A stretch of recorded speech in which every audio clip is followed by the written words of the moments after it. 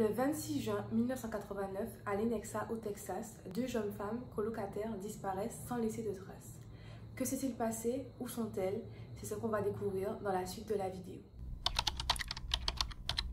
Bonjour à tous et bienvenue dans une nouvelle vidéo. Je suis trop contente de vous retrouver aujourd'hui pour une petite vidéo mystère, enquête, crime, etc. Vous savez que j'aime bien ces petites histoires. C'est du contenu que je consomme, que j'aime beaucoup depuis des années et que j'aime aussi faire sur ma chaîne de temps en temps de façon assez ponctuelle. Donc aujourd'hui on se retrouve pour une histoire que je vais vous raconter, une histoire de disparition, une histoire de criminels, de suspects, etc. On est là pour être vraiment rempli de mystères et vous donner quelques réponses évidemment. Donc c'est parti pour la suite de la vidéo. Alors, qui sont ces deux jeunes femmes qui ont disparu mystérieusement ce 26 juin 1989? En premier, nous avons Christine Rush, 22 ans, qui travaille dans l'entreprise de son père. C'est une entreprise de lentilles optiques. C'est une jeune femme qui est décrite comme étant toujours de bonne humeur, qui est très joviale et qui est vraiment pleine de vie. Elle a emménagé récemment dans un appartement avec son amie Teresa Brown. Qui était Teresa? Teresa, c'est la deuxième personne qui a disparu, comme je disais au début de l'histoire. Teresa, c'est une jeune femme qui vient d'emménager à Kansas City et qui occupe, en tout cas au moment des faits, un poste d'hygiéniste dentaire dans un cabinet dentaire. Si vous me voyez regarder un petit peu ailleurs que la caméra, c'est parce que, évidemment, j'ai des notes, parce qu'il y a vraiment énormément d'informations. C'est une histoire qui est vraiment longue, conséquente, avec beaucoup de détails qui ont tous leur importance. Donc j'ai besoin de jeter un coup d'œil et de donner les informations qui sont exactes. Donc c'est pour ça que j'ai préparé vraiment bien la vidéo. Donc si vous me voyez quitter la caméra des yeux, c'est pour ça. Donc le lundi 26 juin, Dave Rush, le père de Christine Rush, se rend au travail comme son habitude, donc dans son entreprise qu'il dirige, comme je l'ai présenté précédemment, de lentilles optiques. À son arrivée, un employé lui indique directement que sa fille a appelé le matin même pour signaler qu'elle était malade et qu'elle ne pouvait pas venir travailler. Elle aurait, selon ce que l'employé dit en tout cas, des maux de ventre. Dave ne s'inquiète pas plus que ça et il fait sa journée de façon tout à fait classique. Le soir même, Christine était censée normalement aller chez ses parents pour préparer le dîner et manger avec eux. Donc vers les coups de 18 h, Dave décide d'appeler sa femme pour savoir si dans la journée il a eu des nouvelles de Christine, pour savoir si elle venait, si elle allait mieux, qu'elle a eu en tout cas un contact avec sa fille. La maman, donc sa femme, lui répond de façon négative. Elle n'a eu aucun contact avec Christine tout au long du lundi 26 juin. Rien du tout, elle n'a eu aucune nouvelle de sa fille. Donc Dave commence un peu à s'inquiéter, à trouver ça un petit peu étrange. Donc avant de rentrer chez lui, il décide de passer sur le chemin, de passer chez Christine à son appartement pour voir si elle est là. Et puis comment elle va, il a envie de la voir, de savoir comment elle se porte. Et est-ce qu'elle va mieux puisqu'elle était malade le matin même. Donc il arrive à l'appartement et il frappe à la porte, il sonne, il appelle Christine, etc. Et en fait, rien du tout. Aucune réponse, ni de la colocataire, ni de personne. Il n'y a personne dans l'appartement, en tout cas personne ne donne de réponse à son appel. Il trouve ça étrange, sa fille est censée être malade, donc elle est censée être chez elle, ça paraît un petit peu suspect. Ce qui l'inquiète encore plus, c'est que la voiture de sa fille n'est pas garée dans le parking de l'immeuble en fait. Donc il suspecte quelque chose de bizarre. Pourquoi la voiture de sa fille n'est pas là? Si elle est malade, où est-ce qu'elle est? Il décide de rentrer chez lui et de laisser la nuit passer. Le lendemain matin, il se dirige directement à la première heure à l'appartement de sa fille. Il décide que cette fois-ci, il allait rentrer. Il frappe, il appelle, encore comme la veille, toujours aucune réponse. Cette fois-ci, c'est trop. Il est vraiment inquiet, il sent que quelque chose ne va pas. Donc, il décide, avec une carte très fine, de forcer un peu la serrure et de rentrer dans l'appartement. Donc, il fait le tour du logement, il regarde s'il y a quelque chose d'étrange. Effectivement, il n'y a personne, le logement est inoccupé. Il arrive dans la salle de bain et là, il se rend compte que quelque chose ne va vraiment pas. Les lunettes et les lentilles de vue de sa fille sont posées sur le bord du lavabo dans la salle de bain. Et il faut savoir que Christine ne voit vraiment rien sans ses lunettes. Elle est presque aveugle, si je puis dire, sans ses lunettes. Donc elle ne sort jamais sans lunettes ou sans lentilles de vue, lentilles de contact, parce qu'elle ne voit absolument rien, elle ne pourrait pas se repérer, elle ne pourrait pas se déplacer en fait. Donc quand il voit ça, tout de suite il est alerté, il sait que quelque chose ne va pas. Christine n'est pas partie de son plein gré de l'appartement. Il le sent, il le sait directement. Le papa, décide dans la foulée tout de suite d'appeler la police pour prévenir la disparition inquiétante du coup de sa fille. Il se trouve que la police était déjà en route pour venir au domicile de Christine et Teresa parce que la veille, la famille de Teresa Brown avait averti la police et avait signalé la disparition de Teresa. Jim Brown, le frère de Teresa Brown, explique que le lundi matin, donc le 26, un collègue de Teresa l'a appelé pour lui signaler que Christine, donc la colocataire et amie de Teresa, avait appelé le matin au cabinet dentaire pour signaler qu'elle ne viendrait pas travailler parce qu'elle était malade. Le collègue trouve ça très étrange, il en parle à Jim, le frère, et Jim trouve ça vraiment étrange parce que lui, il n'a eu aucune nouvelle de Teresa, sa sœur. On n'a pas entendu qu'elle était malade. Et pourquoi ce serait Christine en fait qui appellerait pour dire que Teresa ne venait pas travailler? Pourquoi Teresa n'appelle pas elle-même? Et puis le matin même, on n'oublie pas que le lundi matin aussi, de son côté, Christine a appelé son propre travail pour revenir qu'elle aussi était malade et qu'elle ne venait pas travailler. Ça commence à être un petit peu étrange tout ça. Je ne sais pas ce que vous en pensez, mais ça commence vraiment à devenir suspect. Le premier réflexe de Jim après ce coup de fil a été d'appeler Mike Orning. Mike Orning, c'est le petit ami de Teresa, donc il l'appelle pour savoir si elle a des nouvelles, si elle est avec lui, s'il en sait un petit peu plus. Et Mike répond que non, que le lundi matin, Teresa a quitté chez lui, son appartement, très très tôt le matin pour rentrer chez elle, se préparer et aller travailler. Et que depuis, il n'a pas eu de nouvelles d'elle. D'autant plus, il souligne bien que quand elle est partie le lundi matin, elle n'était pas du tout malade. Elle allait très très bien, elle était en pleine forme, elle est partie, elle allait travailler. Elle n'était absolument pas malade. C'est l'enquêteur Pat Hinkle qui a été chargé de l'affaire. Lors de son inspection de l'appartement, il remarque qu'il n'y a pas de traces d'infraction, il n'y a pas de traces de lutte, de violence, d'objets cassés.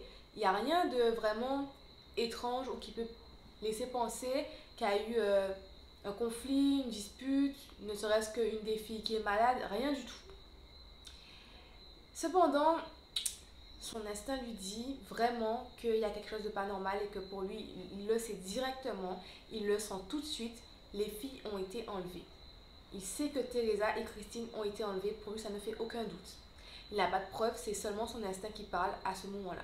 La police donc fouille l'appartement, fait des recherches, des preuves de l'ADN, etc. Et un détail les alerte. Le sèche-cheveux et le fer à boucler sont retrouvés toujours branchés dans la salle de bain de Teresa.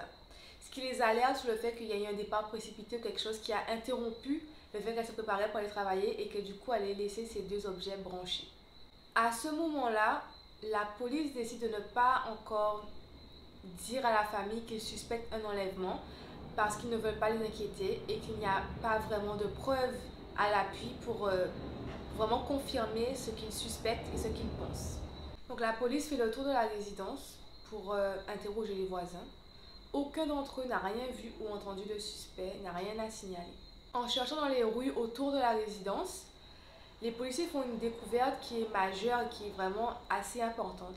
C'est-à-dire qu'ils vont retrouver la voiture de Christine garée dans le parking d'un motel à quelques kilomètres, vraiment tout près en fait de son appartement. Ils savent tout de suite que la voiture a été placée là volontairement pour brouiller les pistes en fait. Continuant leurs recherches, la police décide d'examiner les comptes bancaires des deux jeunes femmes. Et en se penchant là-dessus, ils voient que les comptes sont en train de se vider littéralement, en train de fondre comme neige au soleil. Il y a eu plusieurs retraits et à chaque retrait, c'est les sommes maximum autorisées qui étaient retirées. Donc c'est vraiment prendre un maximum d'argent à chaque fois de tout ce qui était autorisé. Dans un des derniers distributeurs où il y a eu un prélèvement, il y avait des caméras. Donc l'enquêteur Hinkle a eu accès, grâce aux banques, aux vidéosurveillances, aux bandes qu'il y a eu ce jour-là, pour pouvoir visionner la caméra et voir ce qui s'est passé, qui a retiré l'argent et qu'est-ce qui se passe en fait, clairement. Et on voit sur les images Christine, il est 22h30, elle a des grosses lunettes de soleil vraiment noires et on la voit apeurée, on sent vraiment, j'essaierai de vous mettre les images, on sent vraiment qu'elle n'est pas bien. Retirer de l'argent, on peut même voir un pansement sur le bord de son œil. Les policiers et surtout l'enquêteur Hinkle, ils savent directement que c'est contre son gré déjà et que visiblement sa vie est en danger. Vraiment, elle est apeurée, Elle a vraiment lutté, elle a dû se battre et avoir vraiment des bleus, des hématomes pour avoir des lunettes de soleil si tard la nuit. Elle camoufle quelque chose et vraiment, c'est pas une disparition volontaire en fait. Ils le savent directement. Ils le supposaient déjà, mais là, ça confirme vraiment qu'elles sont en danger. Même si on ne voit pas Teresa, mais Christine, on la voit et on sent le danger, la peur. On va faire un petit bond dans le temps parce que vous verrez cette histoire, elle va être résolue, elle va arriver à des fins, on va avoir des réponses en passant par d'autres histoires en fait.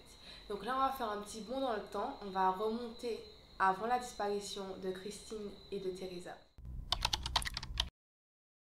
Le 19 juin 1989, donc à peu près une semaine avant la disparition de Teresa et de Christine, Joanne Butler, 24 ans, a disparu de son appartement situé à quelques kilomètres de celui des deux jeunes femmes. Ralph Butler, le père de Joanne, savait directement que quelque chose n'allait pas et que sa fille était en danger. Joanne, c'est pas une jeune femme qui a l'habitude de disparaître sans laisser de traces, sans donner de nouvelles, sans prendre de nouvelles, sans donner signe de vie. C'est vraiment étrange et c'est vraiment suspect en fait. Tout de suite, le papa sait que sa fille est en danger et que quelque chose ne va pas. Joanne a été vue pour la dernière fois en boîte de nuit, tôt le matin. Au petit jour, vraiment, elle quittait la boîte pour pouvoir rentrer chez elle. C'est la dernière fois qu'elle a été vue. Raph a trouvé la robe qu'elle portait ce soir-là suspendue dans sa chambre, dans la chambre de Joanne. Donc elle est bel et bien rentrée chez elle. Elle a bel et bien, voilà, elle n'a pas eu un accident, quoi que ce soit sur la route. Elle est vraiment arrivée chez elle, elle s'est même changée. Et elle a dû prendre une douche et peut-être s'apprêter à aller dormir tout simplement, peut-être même qu'elle dormait déjà quand elle a été enlevée. Je pense que ce que je vais vous dire va vous rappeler quelque chose que j'ai évoqué avant. Toutes les affaires de Joanne étaient bien présentes normalement dans son appartement. La seule chose qui manquait, c'est sa voiture. La voiture de Joanne n'était pas garée dans le parking de sa résidence, de son immeuble. Étant donné qu'il n'y avait aucune trace d'infraction, de lutte ou quoi que ce soit et que Joanne est majeure puisqu'elle avait 24 ans, la police ne prend pas le signalement de son papa au sérieux en fait. Ils considèrent qu'il n'y a pas de raison de s'inquiéter. Elle est adulte, elle peut partir volontairement si elle veut, elle peut disparaître volontairement, elle n'a pas de compte à rendre à qui que ce soit et que jusqu'à preuve du contraire, il n'y a rien qui peut laisser penser qu'elle est en danger, qu'elle a été enlevée, qu'elle a été kidnappée, qu'il y a quelque chose qui ne va pas en fait. Donc du coup, ils ne prennent pas en compte la déclaration de disparition que veut déposer Raph, son père, auprès de la police. Je n'ai pas précisé, mais le papa de Joanne travaille dans les médias et notamment la télévision. Il en profite pour diffuser en fait une annonce de disparition pour retrouver sa fille. Donc il souligne bien qu'elle a disparu. Il donne aussi l'indication de sa voiture, donc c'est quel type de voiture, quelle couleur, quelle plaque, afin qu'on signale si on la voit, si on la retrouve quelque part. Vraiment, il se donne tous les moyens, il se donne vraiment à fond pour retrouver sa fille puisque la police ne l'aide pas. Donc il s'aide lui-même en fait. Il mène son enquête lui-même pour vraiment retrouver sa fille parce que lui, il sait profondément, au fond de lui, il sait que quelque chose ne va pas. Le dimanche 25 juin 1989, la voiture de Joanne a été vue à Lawrence, au Kansas. Le témoin avait vu justement à la télévision le signalement de la voiture et il a tout de suite reconnu la plaque, il a vu que c'était la même voiture. Donc il a appelé la police quand il a vu garée sur un parking. La police n'était pas, voilà, elle n'avait pas disparu à leurs yeux, donc ils ne prenaient pas l'affaire au sérieux en fait, si je puis dire, parce que pour eux, il n'y avait pas de danger comme j'expliquais avant, donc il n'y avait même pas d'enquête. Ils décident quand même d'envoyer un policier sur place pour vérifier si la voiture était bel et bien garée sur le parking, si c'était pas un témoin, quelqu'un qui voulait, vous voyez, faire un peu des pranks au téléphone, ce genre de choses. Donc le policier se déplace et effectivement la voiture est garée sur le parking comme indiqué par le témoin. Donc ce policier décide qu'il va mettre en place une petite stratégie, c'est-à-dire que bêtement en fait, j'ai envie de dire, il va attendre garé, de voir qui va récupérer la voiture, qui va venir prendre la voiture et peut-être partir avec pour voir identifier peut-être un suspect. On va voir si c'est Joanne qui récupère sa voiture tout simplement. Bref, une heure plus tard, donc une heure après son arrivée et avoir décidé d'attendre, un jeune homme ouvre le coffre de la voiture de Joanne.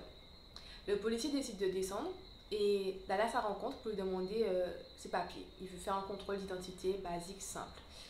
L'homme dit que ses papiers, il ne les a pas sur lui, qu'ils sont dans son appartement.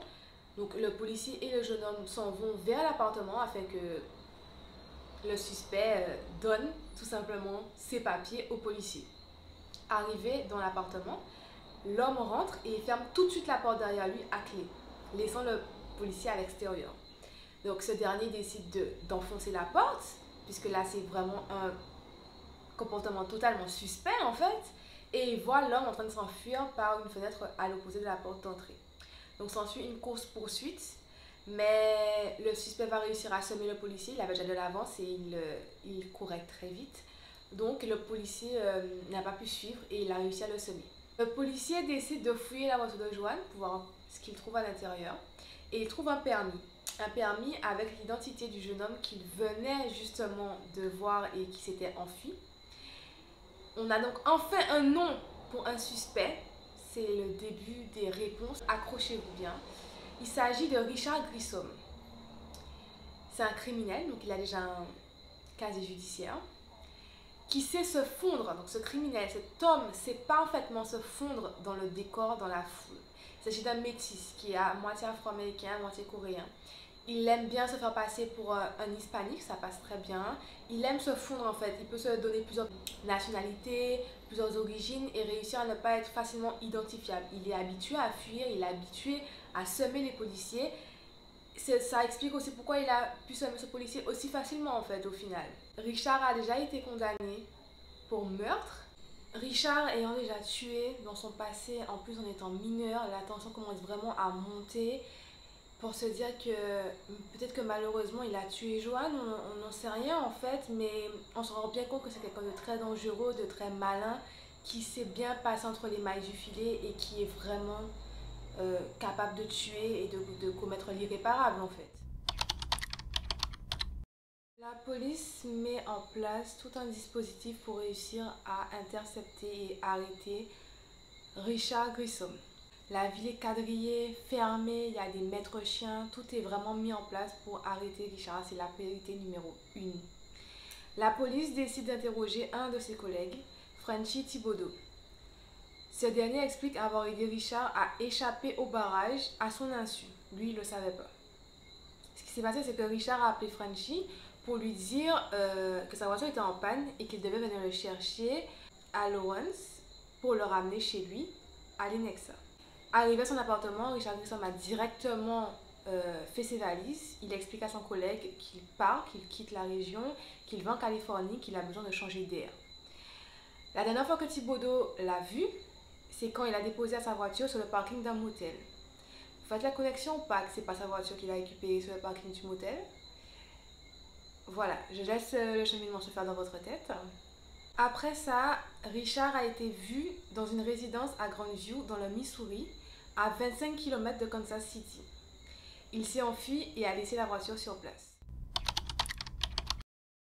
Les pièces d'identité des 3 jeunes femmes disparues ont été retrouvées dans la voiture laissée par Grissom, ainsi que les objets qui leur appartenaient et un trousseau de clés passe-partout.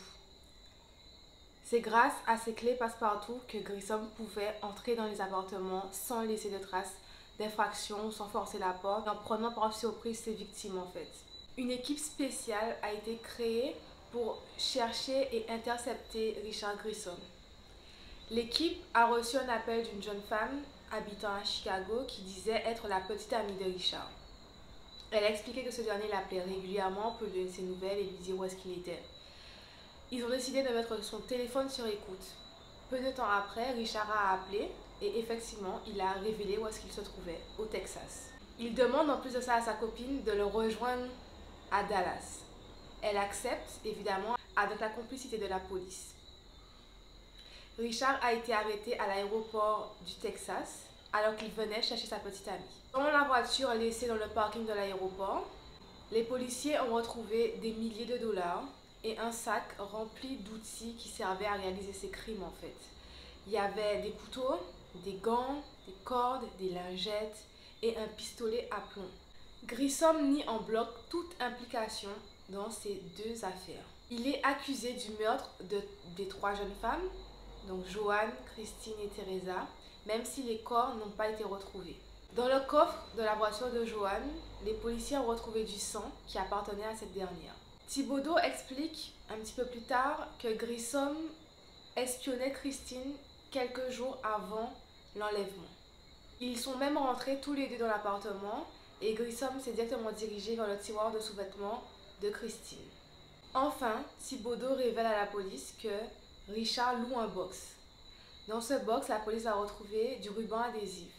Et sur une des bandes, sur un des morceaux de ruban adhésif, il y avait des cheveux de Christine. Ce qui est bien la preuve de son enlèvement. Le ruban servait à la bâillonner, malheureusement. Une jeune femme a subi et survécu à une agression chez elle quelques jours, quelques temps avant la disparition des 3 jeunes femmes. Elle était seule chez elle quand elle s'est réveillée à 2 h du matin car un homme la chevauchait. Il a menacé de la tuer si elle le regardait. Il avait un pistolet posé sous sa tempe. Ils ont quitté l'appartement dans l'escalier. L'homme l'a forcée à descendre. Arrivée dans l'escalier, la jeune femme a senti que si elle montait en voiture avec lui, elle ne ressortirait pas de la vivante. Elle a décidé de crier de toutes ses forces pour appeler à l'aide en fait et que quelqu'un vienne l'aider. À ce moment-là, un voisin sort quand il entend les cris et il voit le jeune homme, le ravisseur, avec la femme. Et au moment où il sort, le suspect ouvre le feu sur la jeune femme et prend la fuite. Le voisin a pu identifier le ravisseur grâce aux photos de la police. Il s'agit de Richard Grissom. En plus de cela, les plans qui ont été retrouvés sur le lieu de l'agression correspondent à l'arme trouvée au Texas dans la voiture de Richard Grissom. Avec les éléments à disposition, on peut faire une reconstitution de ce qui s'est passé le jour de l'enlèvement de Christine et Teresa. On suppose que Christine dormait. Teresa est rentrée chez elle et elle a commencé à se préparer pour partir au travail. Richard est rentré dans l'appartement avec sa clé passe-partout et il a forcé les 2 jeunes femmes à le suivre en les menaçant d'une arme. Il a laissé la voiture de Christine un petit peu plus loin sur le parking d'un motel pour semer le trouble en fait. Il a forcé les 2 jeunes femmes à vider leurs comptes respectifs pour pouvoir avoir de l'argent et un peu vivre avec cet argent, s'enfuir en fait avec cet argent. On n'a pas le fin mot de l'histoire pour savoir comment il les a tués, s'il les a effectivement, on suppose vraiment qu'il les a tués, mais comment, quand, où, de quelle façon, à quel endroit elles sont, on ne sait pas en fait. Alors le procès, on y arrive enfin. Il s'agit du crime le plus grave de l'histoire du comté de Johnson. Déjà, c'est incroyable, ça a monopolisé tout le monde. Les gens venaient au procès voir, tout le monde était intrigué, impliqué dans cette histoire en fait. La défense a fini son plaidoyer, c'est la surprise générale. Elle n'a appelé aucun témoin à la barre. Elle a juste dit aux jurés qu'il n'y avait aucune preuve que les jeunes femmes, donc les 3 jeunes femmes, aient été assassinées et que ça devait suffire en fait pour ne pas l'accuser de meurtre puisqu'il n'y a pas de corps et qu'il n'y a pas de preuve qu'elle soit décédée. Le jury a reconnu Richard Grissom coupable de 3 meurtres avec préméditation et l'a condamné à la réclusion à perpétuité. Tous les 9 mois, il est transféré dans une autre prison afin qu'il ne s'évade pas, car il a une facilité à se faire des amis. Il n'a jamais reconnu avoir tué les jeunes femmes, ni même dit où était leur corps. Il ne sera éligible à la liberté conditionnelle qu'à partir de 2093. Voilà, c'est la fin de cette vidéo. J'espère qu'elle vous a plu. N'hésitez pas à me laisser des commentaires, on va réagir, on va interagir. On se retrouve très prochainement dans une nouvelle vidéo. En attendant, prenez soin de vous. Et moi, je vous dis une seule chose, c'est bye bye.